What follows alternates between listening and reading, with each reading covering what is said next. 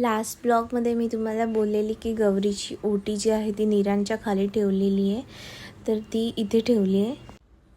बाबांनी गौरी गणपतीची सुंदर अशी पूजा केलेली आहे आणि आम्ही सगळेजण रेडी झालो आहे. आता आज वौसाचा दिवस आहे. जेरी पण इथे रेडी होऊन नमस्कार करते आहे गणपतीला आणि गौरीला.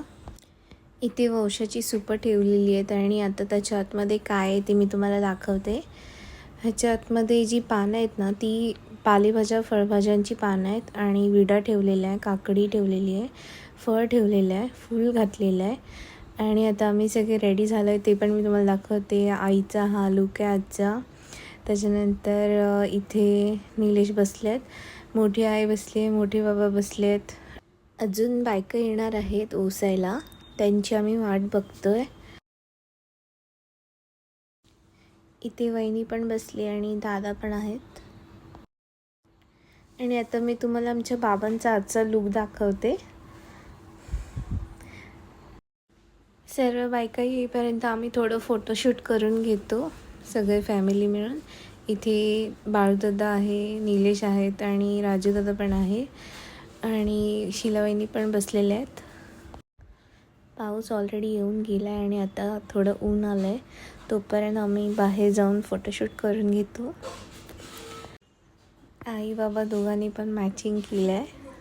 आता हळूहळू सगळ्या बायका पण आल्यात आणि आता आम्ही गौरीला ओसायला सुरुवात करतो.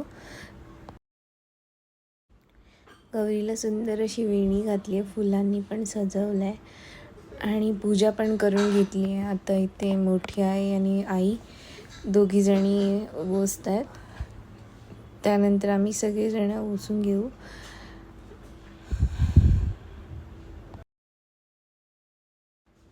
सर्व बायका वौशाचं सूप घेऊन गौरीला ओसायला आमच्याकडे आलेले आहेत. आता मी इथे सूपामध्ये निरंजन घेतलं आहे आणि करंडा घेतला आहे. आता मी तुम्हाला कसं ओवसणार ते दाखवते.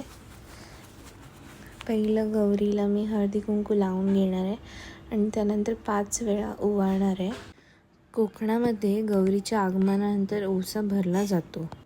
ओसा म्हणजेच ओवाळणे किंवा ओवसणे असं पण म्हणतात.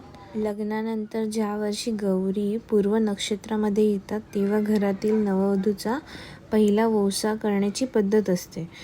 लग्नानंतर एकदा ही विधी झाल्यावर ना ती प्रत्येक वर्षी गौरीसमोर तिचा ओसा भरू शकते. लग्नानंतर पहिल्या वर्षी ओसा नाही झाला तर मग पुढील ज्या वर्षी गौरी पूर्व नक्षत्रात येतात तोपर्यंत तिला ओसा करण्याची वाट पाहायला लागते. म्हणून पहिला ओसा हा प्रत्येक नववधूसाठी नक्कीच महत्त्वाचा असतो.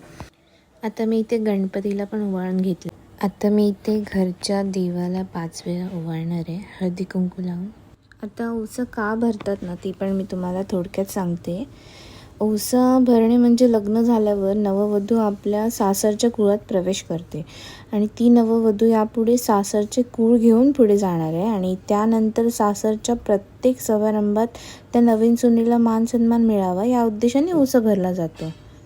घरच्या देवाला ओवाळून झाल्यानंतर मी आता इथे तुळशीलाही 5 वेळा ओवाळायला आली आहे आणि त्यानंतर मी आता इकडच्या साईडला माहेरच्या देवाला 5 वेळा ओवाळते आणि नंतर सगळ्यांना आता हळदी कुंकू लावूया आणि नंतर प्रसाद देऊया.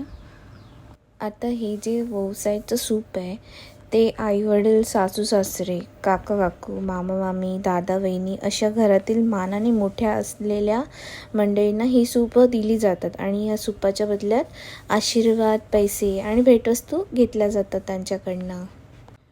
या पद्धतींमुळे घरातील सुनेचे आणि माहेरवाशिणीचा मानसन्मान आणि कौतुक करण्याची पद्धत आहे आपल्या कोकणात.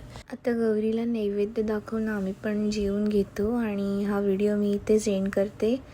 आपण भेटूया नेक्स्ट व्हिडिओमध्ये. तोपर्यंत तुमची काळजी घ्या.